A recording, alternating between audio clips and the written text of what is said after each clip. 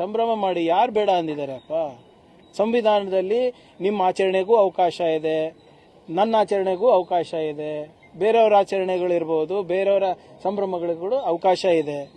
ದಯವಿಟ್ಟು ಸೌಹಾರ್ದತೆಯನ್ನು ಕಾಪಾಡಿಕೊಂಡು ಎಲ್ಲರೂ ನಡಿಬೇಕು.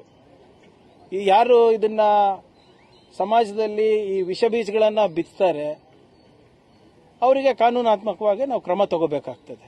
I am here to ensure that there is law and order maintained in the state. BJP ಅವ್ರು ಏನಾದ್ರು ಅನ್ಕೊಳ್ರಿ, ಬಿಜೆಪಿ ಅವ್ರ ಕೆಲಸನೇ ಅದು. ಈಗ ಅಶೋಕ್ ಅವರೇ ಹೇಳಿಲ್ವಾ ಒಂದ್ಸರಿ ಒಂದು ಇಂಟರ್ವ್ಯೂನಲ್ಲಿ, ನಾವು ಮುಸ್ಲಿಂ ಅಂತ ಹೇಳಿಲ್ಲ, ನಾವು ಪ್ರಚೋದನೆ ನೀಡಿಲ್ಲ ಅಂದ್ರೆ ನಮ್ದು ರಾಜಕೀಯ ಭವಿಷ್ಯನೇ ಇಲ್ಲ ಅಂತ. ಇದು ನಾನೆಲ್ಲ ಹೇಳಿದ್ದು, ವಿರೋಧ ಪಕ್ಷದವ್ರು ನಾಯಕರು ಹೇಳಿರೋದು. ಮರ್ತೋಗ್ಬಿಟ್ಟಿದಾರ ಅವರು?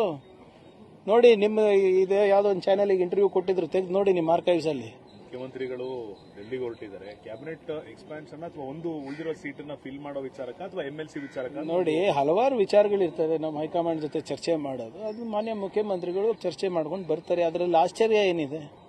Will there be any reshuffle, sir? Whatever it is, it's at the discretion of the chief minister.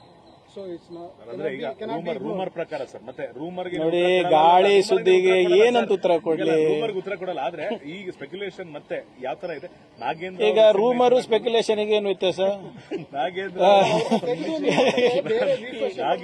ಇಲ್ಲ, ಪರ್ಯಾಯ ಪದಗಳು ಯೂಸ್ ಮಾಡಿದ್ರೆ ಉತ್ತರ ಬರ್ತದ? ನಾಗೇಂದ್ರ ಅವರು, ಜಮೀರ್ ಅವರು ರಿಸೈನ್ ಮಾಡಬಹುದು. ಅಲ್ಲಿ ಅನ್ನಪೂರ್ಣ ತುಕಾರಾಮ್ ಅವರು ಕೃಷ್ಣಪ್ಪ ಅವ್ರಿಗೆ ಸ್ಥಾನ ಕೊಡುವಂತ ಸಾಧ್ಯತೆ. ಒಂದ್ ಕೆಲಸ ಮಾಡ್ಬಿಡಿ ಸರ್, ನೀವೇ ಒಂದ್ ಪಟ್ಟಿ ಕೊಟ್ಬಿಡಿ, ಅದೇ ಹೋಗಿ ಸ್ಯಾಂಕ್ಷನ್ ಮಾಡಿ ಬರ್ತಾರೆ ಸಿಎಂ. ಸುಮ್ನೆ ನೀವು ಇರೋರೆಲ್ಲ ನಮ್ಮ ಸ್ನೇಹಿತರು, ನೀವೇ ಇವ್ರೊಂದ್ ಪಟ್ಟಿ ಕೊಡ್ತಾರೆ, ಇವ್ರೊಂದ್ ಪಟ್ಟಿ ಕೊಡ್ತಾರೆ, ಇವ್ರೊಂದ್ ಪಟ್ಟಿ ಕೊಡ್ತಾರೆ, ಅದಕ್ಕೆಲ್ಲ ನಾವ್ ಹೆಂಗ್ ಉತ್ತರ ಕೊಡಕ್ಕಾಗ್ತದೆ?